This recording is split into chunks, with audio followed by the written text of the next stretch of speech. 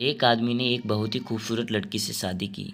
शादी के बाद दोनों की ज़िंदगी बहुत ही प्यार से गुजर रही थी। वह उसे बहुत चाहता था और उसकी खूबसूरती की हमेशा तारीफ़ किया करता था। लेकिन कुछ महीनों के बाद लड़की चर्म रोग से ग्रसित हो गई और उसे धीरे धीरे उसकी खूबसूरती जाने लगी।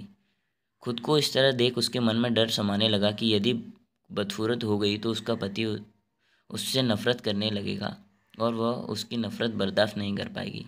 इस बीच एक दिन पति को किसी काम से बाहर जाना पड़ा। काम ख़त्म कर जब वह वापस लौट रहा था, उसका एक्सीडेंट हो गया। एक्सीडेंट में उसने अपनी दोनों आंखें खो दी, लेकिन इसके बावजूद भी उन दोनों की ज़िंदगी सामान्य तरीके से आगे बढ़ती रही। समय गुजरता रहा और अपने चर्म रोग के कारण लड़की ने अपनी खूबसूरती पूरी तरह गंवा दी।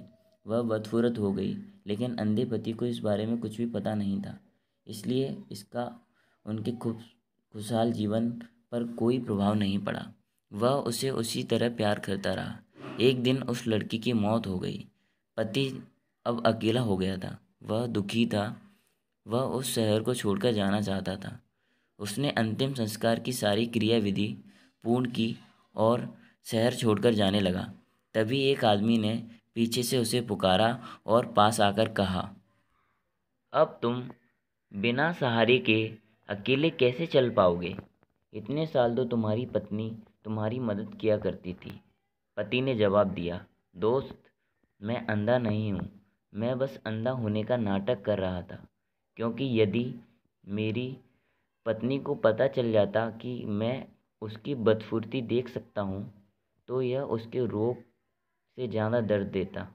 इसलिए मैंने इतने साल अंधे होने का दिखावा किया। वह बहुत अच्छी थी। मैं बस उसे बहुत खुश रखना चाहता था। सीख: खुश रहने के लिए हमें भी एक दूसरे की कमियों के प्रति आंखें बंद कर लेनी चाहिए और उन कमियों को नज़रअंदाज कर देना चाहिए।